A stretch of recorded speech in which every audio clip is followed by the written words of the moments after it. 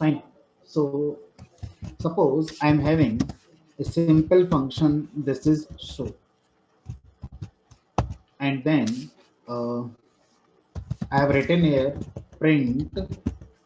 This is show. So now in Python, a function can return a value by using return keyword. तो आप यहाँ पर return keyword लगाएंगे और return keyword के बाद आप एक वैल्यू लिख सकते हैं, आप एक वेरिएबल लिख सकते हैं, आप एक एक्सप्रेशन यहाँ पर लिख सकते हैं. फाइन.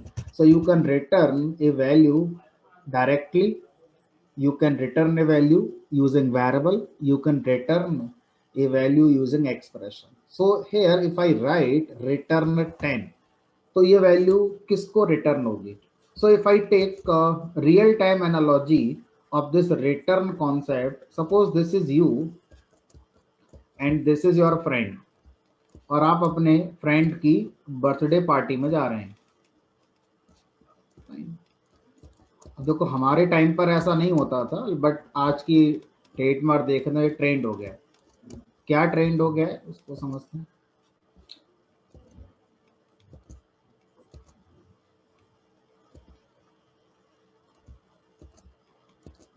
कि आप जब किसी फ्रेंड की पार्टी में जाते हैं, बर्थडे पार्टी में, तो उसको गिफ्ट लेकर जाते हैं. फाइन. और वहां पर एंजॉय करने के बाद जब आप वापस आते हैं तो आप भी एक गिफ्ट लेकर आते हैं. That is the concept of return gift. तो ये एक नया ट्रेंड चल गया है.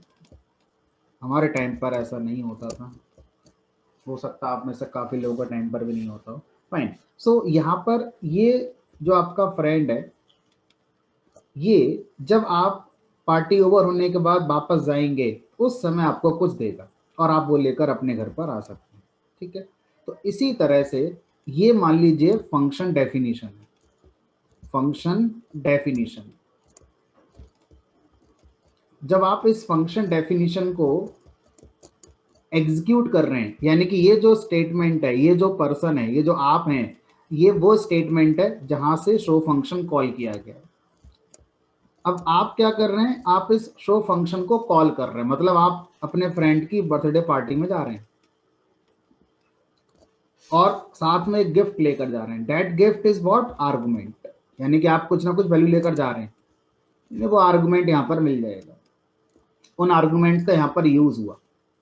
अब उन आर्गुमेंट्स का यूज करने के बाद जो फंक्शन से रिजल्ट जनरेट हुआ है, माइट बी ये फंक्शन उस रिजल्ट को उसी को वापस करेगा जिसने उसे कॉल किया था. ठीक है. तो यहां पर हम क्या कहेंगे, अब इसको रिटर्न वाला कॉन्सेप्ट कहेंगे.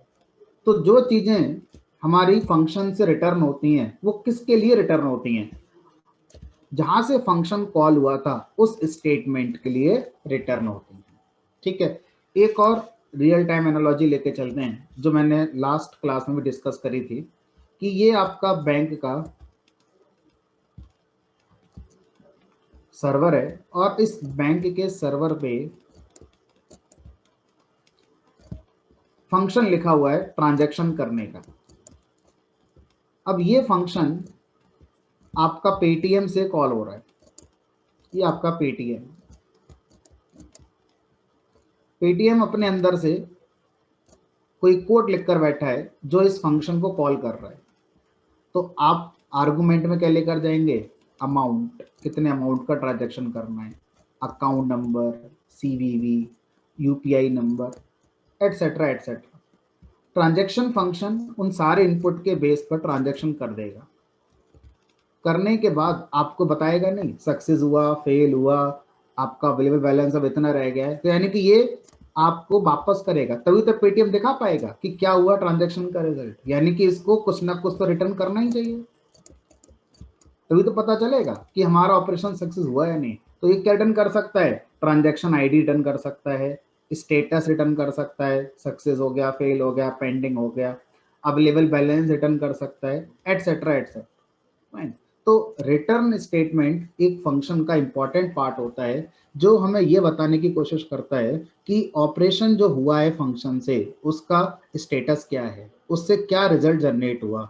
अगर वो मुझे बताना है कॉल करने वाले स्टेटमेंट के लिए, तो उसके लिए रिटर्न स्टेटमेंट का यूज किया जाता है। Fine.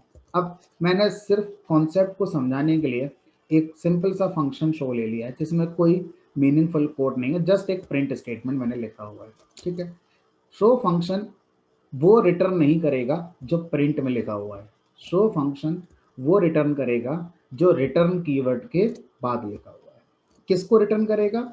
जो इस फंक्शन को कॉल करेगा। चलिए इस फंक्शन को कॉल करते हैं।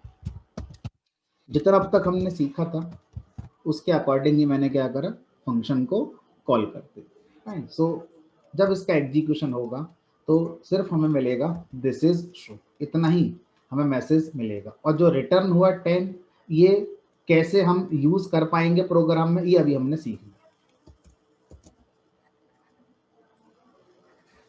अब हम चाहते हैं कि ये जो वैल्यू रिटर्न हुई है इसको हम यूज करें। कैसे करेंगे? तो हम इस फंक्शन कॉल से जो वैल्यू रिटर्न होती है उसको एक वेरिएबल में स्टोर कर सकते हैं। उसका नाम आप आई रखें, जे रखें, एक्स रखें, कुछ भी रख सकते हैं।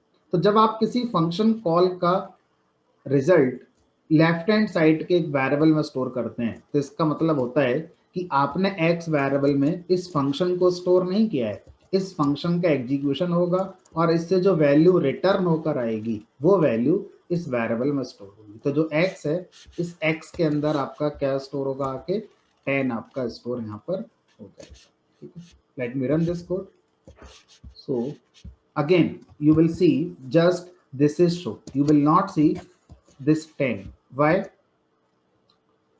Because you have stored the result to this variable x, but you have never used this variable x. So what I can do here, I can write print of x. If I write this print of x, then you will see this value of x, that is 10.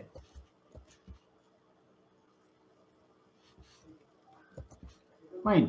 Now return statement अगर आप किसी function के अंदर यहाँ पर लिख रहे हैं तो वो रिटर्न स्टेटमेंट से वैल्यू जब फंक्शन कॉल किया जाता है तो उस समय लेफ्ट हैंड साइड में एक वेरिएबल में स्टोर की जा सकती है। अब उसका आगे का कोड अगर यूज करना चाहे तो कर सकते हैं। ठीक है, now suppose if I right here 140, if I write here return 10, then one more return statement, return 20, one more return statement, return 30.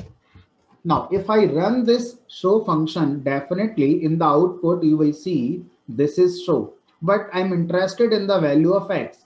What will be the value of this x? 10 or 20 or 30 or all these 10, 20, 30. So it depends on programming language. So in Python programming language, your function is terminated after executing first return statement. जैसे ही आपका पहला return statement execute होगा आपका function terminate कर दिया जाता है। आगे का कोड एग्जीक्यूट नहीं होता। आपने लिखा है नहीं लिखा है इससे फर्क नहीं पड़ता। इवन इसमें अगर आपने कोई मिस्टेक भी करी है तो वो चेक नहीं होगी, क्योंकि इसी के बाद से प्रोग्राम ने ये फंक्शन आपका टर्मिनेट हो जाएगा। यानी कि एक्स का आउटपुट अभी भी क्या आएगा? 10 आएगा। Fine. It means after this return 10, if I write one more print statement, so after first return, so you will not see this message in your output because इसी लाइन से function terminate हो गया। इसके आगे का कोई भी code नहीं चलेगा, चाहे वो प्रिंट मैसेज हो या कोई ऑर्डिनरी कोड हो, वो नहीं चलता। This is show, that is 10। Fine. तो जब आप मल्टीपल रिटर्न लगाते हैं तो सबसे पहले रिटर्न पे ही फंक्शन हमारा टर्मिनेट हो जाता है। तो यहां पर हम चाहे तो लिख सकते हैं 10 is written and function is terminate। ठीक है, आगे के स्टेटमेंट हमारे नहीं चलते। Now,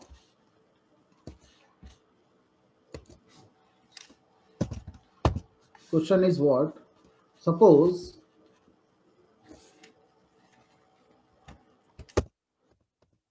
I have not written any value from this function.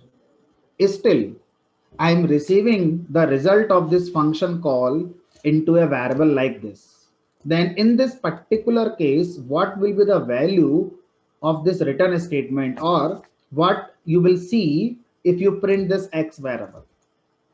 So जब भी आप पाइथन के किसी फंक्शन में रिटर्न स्टेटमेंट का यूज नहीं करते हैं, like in this function I have not used return statement, implicitly, implicitly का मतलब होता है अपने आप, पाइथन की तरफ से इम्प्लिसिटली रिटर्न कर दिया जाता है नन वैल्यू के लिए. So what you will see none value into this variable X. That is, तो जितने फंक्शन आज तक अभी आपने बनाए हैं, आपने कभी रिटर्न स्टेटमेंट नहीं लगाया. इट मींस बाय डिफॉल्ट सारे फंक्शंस क्या रिटर्न कर रहे थे, हमारा नन वैल्यू को रिटर्न कर रहे थे. ठीक है, तो आपको नन की नीड शायद नहीं होगी आगे कोड में, तो इसलिए आप उसको इतना पोर्शन नहीं लिखते, सीधा इतना पोर्शन लिखकर फंक्शन को एग्जीक्यूट करा देते. बट अगर फंक्शन कुछ वैल्यू वापस कर रहा है तो जरूर उसको हम एक वेरिएबल में रिसीव करना चाहेंगे, सो दैट आगे कोड में हमारी यूज की जा सके. फाइन. नाउ एक मीनिंगफुल कोड बनाने की कोशिश करेंगे. अच्छा, इसमें एक यूज केस और रह जाता है अभी, उस यूज केस की बात भी करते हैं. योगेश,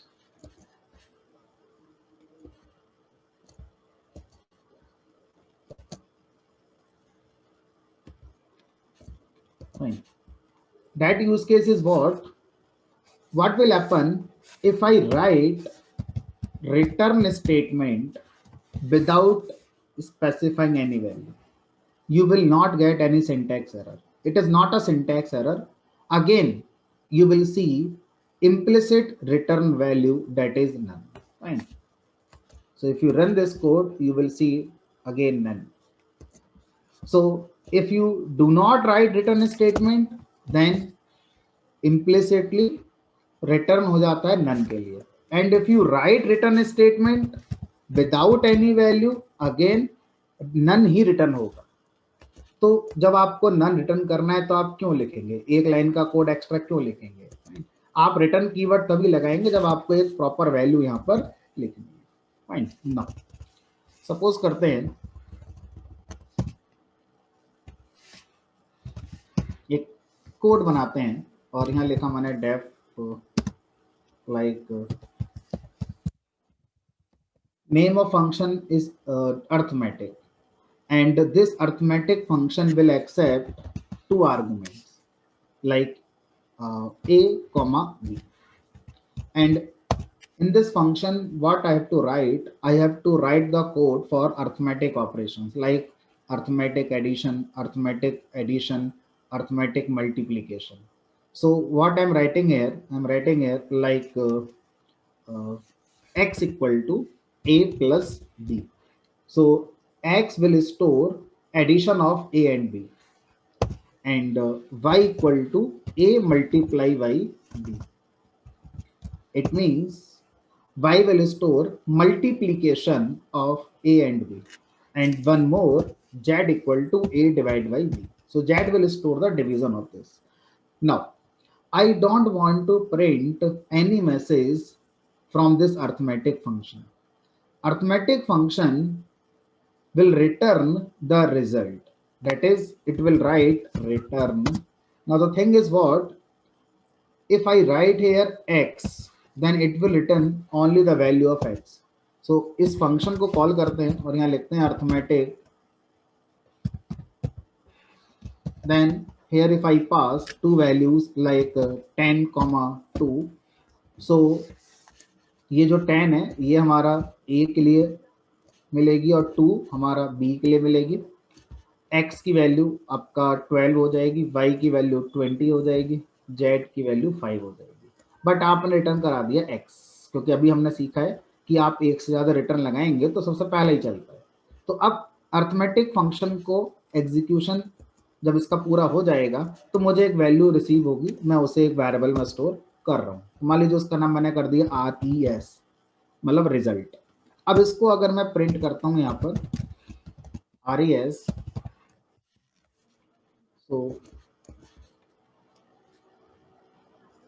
अर्थमेटिक की स्पेलिंग गलत लिख गई है, जो मैंने डेफिनेशन में लिखी है वही कॉल करते समय भी लिखेंगे।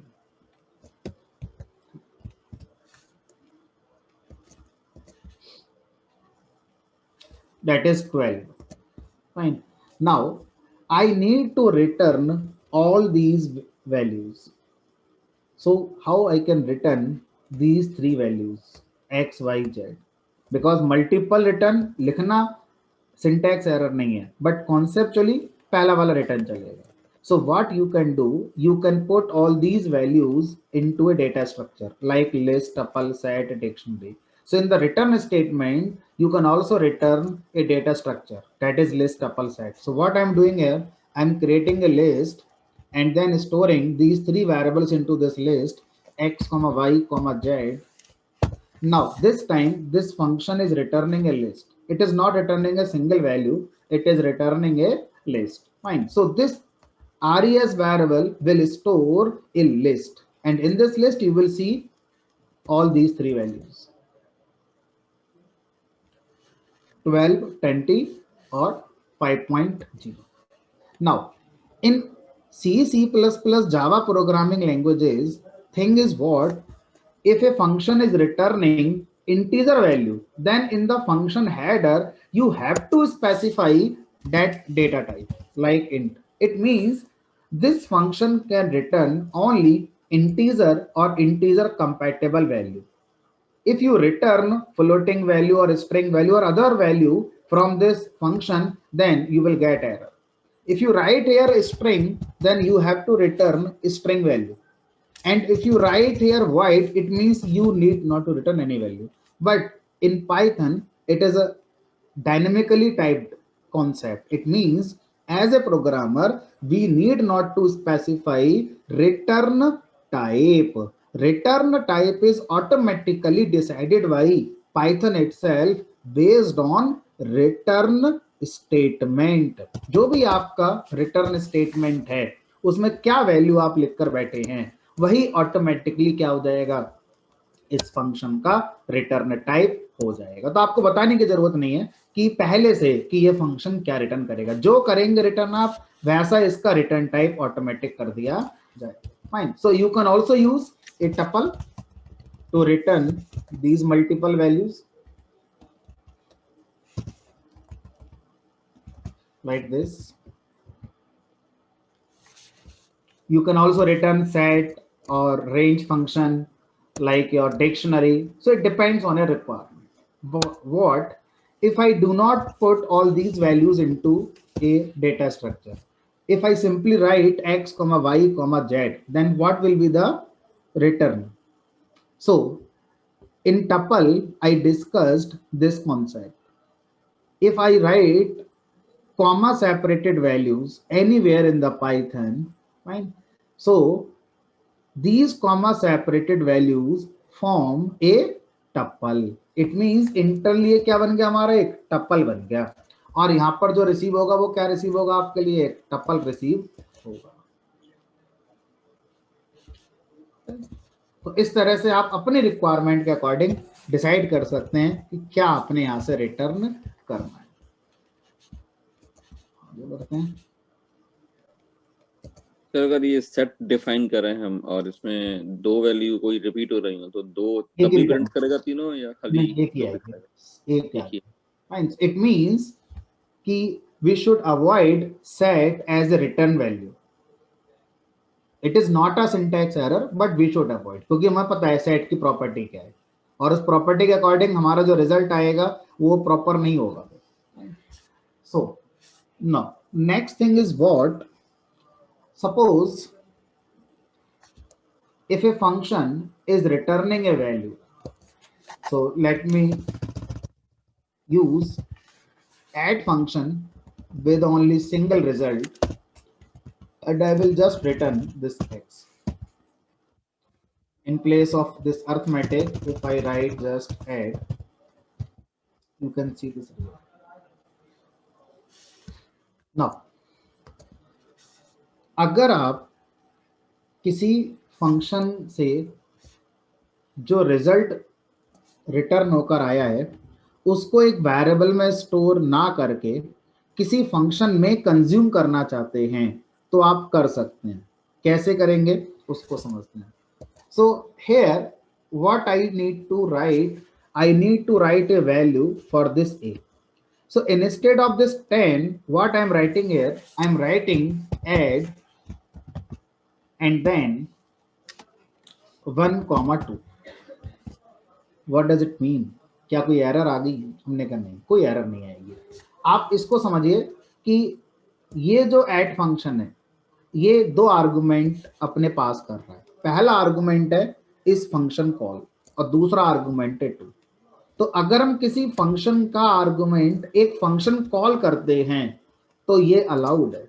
और इसका इंटरप्रिटेशन क्या होगा ये हमें समझना है। इंटरप्रिटेशन इज व्हाट, पहले ये ऐड फंक्शन एग्जीक्यूट होगा, यानी कि 1 आ गया ए के अंदर और 2 आ गया हमारा बी के अंदर और एक्स में आ गया 3, रिटर्न हो गया 3। अब ये जो रिटर्न वैल्यू वो इसमें स्टोर नहीं होगी।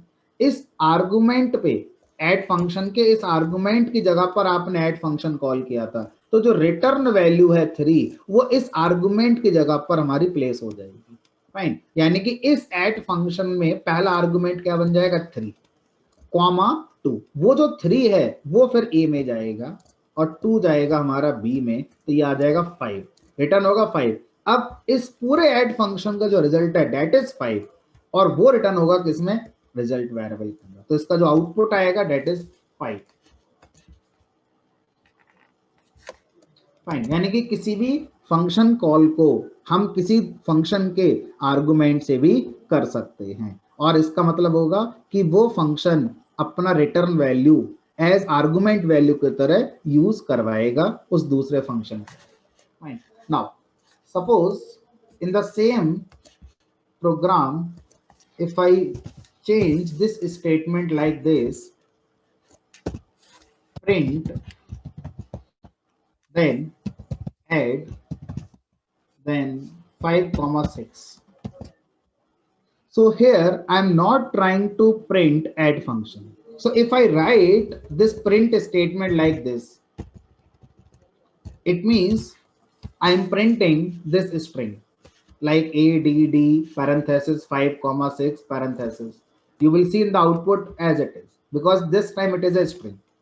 But if I write here like this, print add 5,6, it means first add function will be executed and the return value of this add function will be printed by this print function. तो print function किसको print करेगा, इस function से जो value return होकर आएगी उसको return करेगा, ठीक है, उसको प्रिंट करेगा। So now this time you will सी 11। तो इस तरह से हम क्या कर सकते हैं, किसी भी फंक्शन को प्रिंट फंक्शन के अंदर से कॉल कर सकते हैं या किसी दूसरे फंक्शन के अंदर से भी कॉल कर सकते हैं। इसका इंटरप्रिटेशन क्या होगा कि अगर आप ऐसा करते हैं तो वो फंक्शन पहले एग्जीक्यूट होगा और उससे जो वैल्यू होकर रिटर्न आएगी वो आर्गुमेंट हमारा कंसीडर करी जाएगी और फिर वो फंक्शन जैसे बिहेव करता है उस वैल्यू के साथ वैसे बिहेव करेगा। तो प्रिंट का काम होता है यहाँ पर जो भी आप लिखेंगे उसको प्रिंट करना। आपने यहाँ 10 लिख दिया, 10 को प्रिंट करना। आपने यहाँ पर एक वेरिएबल लिख दिया तो इस वेरिएबल की वैल्यू को प्रिंट करना। अगर आपने एक फंक्शन कॉल कर दिया तो इस फंक्शन कॉल का जो रिजल्ट है उसको प्रिंट करना। फाइन। अब आप बोले कि अगर ये फंक्शन कुछ भी रिटर्न ना कराए तो ऐसा नहीं हो सकता, हर फंक्शन रिटर्न तो जरूर करेगा। या तो आप कराएंगे, आप नहीं कराएंगे तो बाय डिफॉल्ट रिटर्न हो जाएगा हमारा none. Fine. Now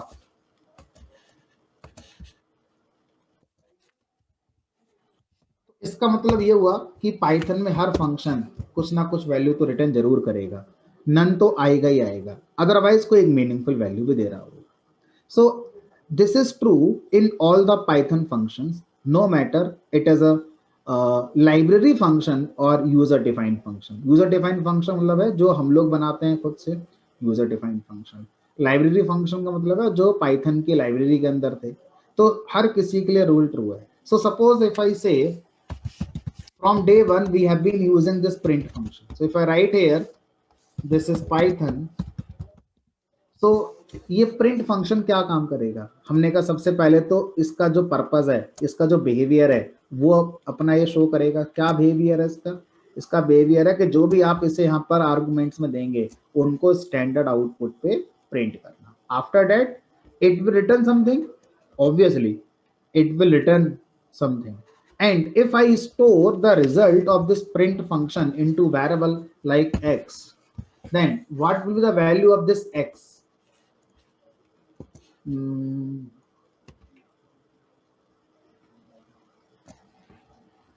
Yes, Saurabh Chaturvedi, बताइए, unmute कीजिए. What will be the value of this x? Sir, this Python. Shivans, what will be the value of this x? Sir ये शायद से this Python होगा but sure नहीं हूँ. योगेश,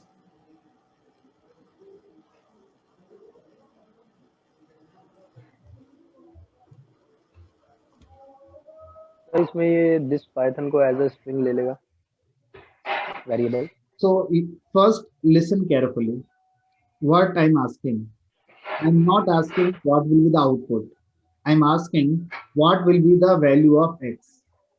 ये दो अलग बात है या एक बात है, सबसे पहले आपको अपने ब्रेन में ये समझना है.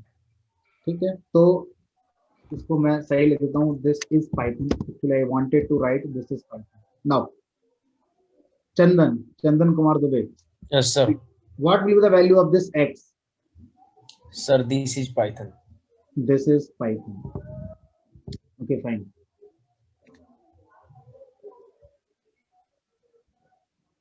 Supriya.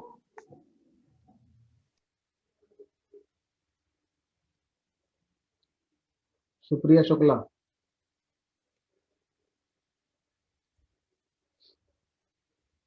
फाइन, आगे बढ़ते हैं.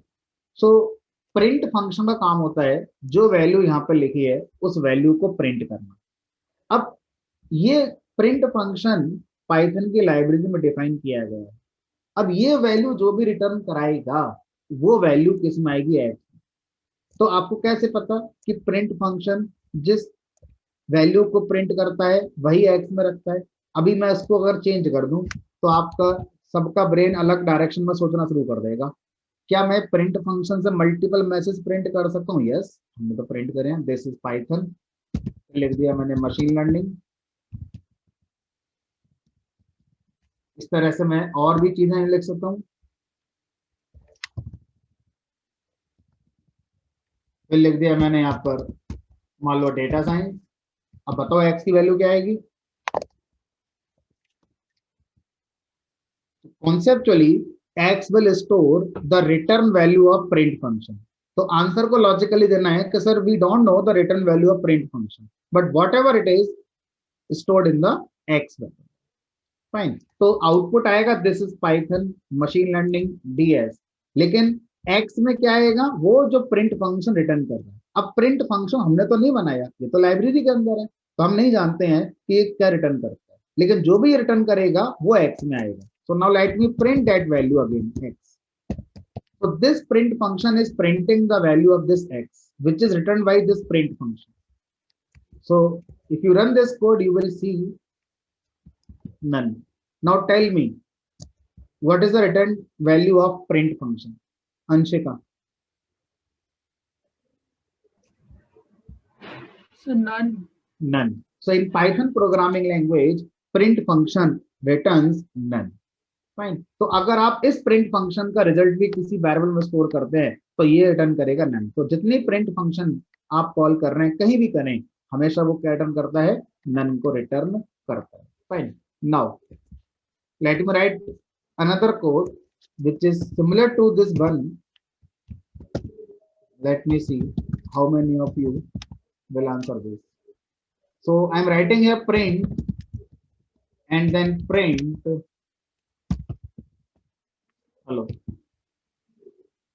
बताइए इसका आउटपुट क्या गया? अगर मैं इस कोड को रन कराता हूं तो what will be the output of this code?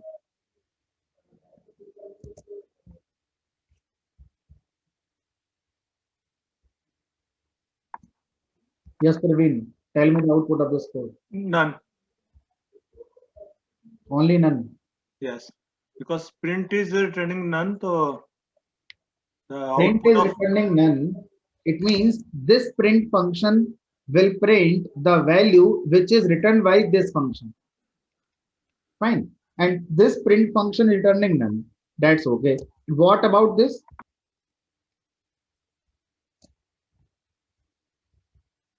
It means पहले ये प्रिंट फंक्शन चलेगा और ये अपना काम करेगा। क्या काम है? प्रिंट करना है स्टैंडर्ड आउटपुट पर। आउटपुट में हेलो नजर आएगा और फिर क्या रिटर्न करेगा? नन। किसके लिए रिटर्न करेगा नन वैल्यू? वो पहले वाले प्रिंट फंक्शन के लिए। यानी कि यहां से जो आउटपुट आएगा डेट इज नन। ये वो नन किसको मिलेगा? इस वाले प्रिंट को मिलेगा। और ये वाला प्रिंट क्या करेगा? उस नन को प्रिंट कर देगा। तो ये वाला प्रिंट भी तो उससे पहले ये प्रिंट कर चुका है आउटपुट में। आउटपुट में क्या आ चुका है? हेलो। हेलो। उसके बाद इसने जो रिटर्न किया इसको, फिर इसने प्रिंट किया आउटपुट में none. Fine.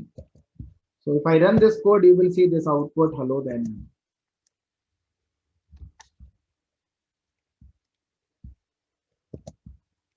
Now let me write one more code.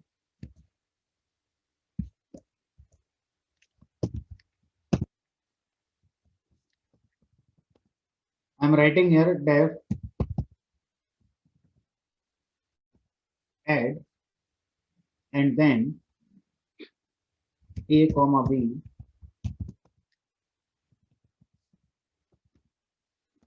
return multiply a comma b plus divide a comma b def multiply a comma b return a multiply by b def divide a comma b return a divide by b print add 10 comma 2.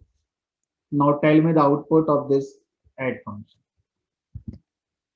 Take your time, try to answer.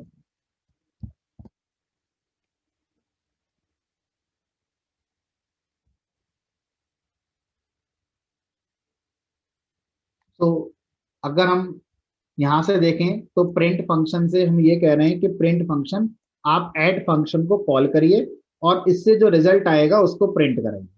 Fine. अब add function को call किया गया, ये 10 इस ए के अंदर गया और ये जो 2 है इस बी के अंदर गया। अब यहां से ऐड फंक्शन रिटर्न कर रहा है। क्या रिटर्न कर रहा है? मल्टीप्लाई फंक्शन को रिटर्न नहीं कर रहा है, मल्टीप्लाई फंक्शन को कॉल करेगा और उससे जो रिजल्ट आएगा वो यहां पर कंसीडर करेगा। यानी कि इस रिटर्न स्टेटमेंट का मतलब है कि पहले मल्टीप्लाई फंक्शन कॉल होगा, उससे जो रिजल्ट आएगा वो प्लस होगा किस वैल्यू के साथ? डिव फंक्शन से जो रिजल्ट वापस आया होगा उस वैल्यू के साथ प्लस होगा और फिर जो प्लस होकर रिटर्न आएगा वो यहाँ पर प्रिंट होगा। इट मींस मल्टीप्लाई में ए की वैल्यू क्या आ जाएगी? यही वैल्यू जो अभी आई थी दैट इज 10 और बी में क्या पास होगा? 2। It means 10 comma 2 multiply function execute हुआ और यहां से रिटर्न हो गया 10 मल्टीप्लाई 2 दैट इज 20। 20 रिटर्न हुआ कहां पर? जहां से फंक्शन कॉल हुआ। अब ये मल्टीप्लाई फंक्शन कहां से कॉल हुआ है? इस जगह से कॉल हुआ है। तो इस जगह पर अब क्या हो गया? 20 यहाँ पर हमारा वैल्यू जनरेट हो गई 20 प्लस। अब डिव कॉल हुआ, ए में 10 आया, बी में 2 आया, रिटर्न हुआ 5। तो ये 5 कहाँ मिलेगा? जहां से डिव को कॉल किया गया। कहां से कॉल किया है? यहां से कॉल किया। तो ये हो गया हमारा यहाँ पर 5। तो 20 प्लस 5 25। अब ये रिटर्न कहाँ होगा? जहां से ऐड फंक्शन कॉल किया जाए। ऐड कहां से कॉल किया गया है, इस जगह से कॉल किया गया, तो यहाँ पर क्या आ गया 25। अब प्रिंट कैसे प्रिंट करेगा, जो इसने वापस किया दैट इज 20।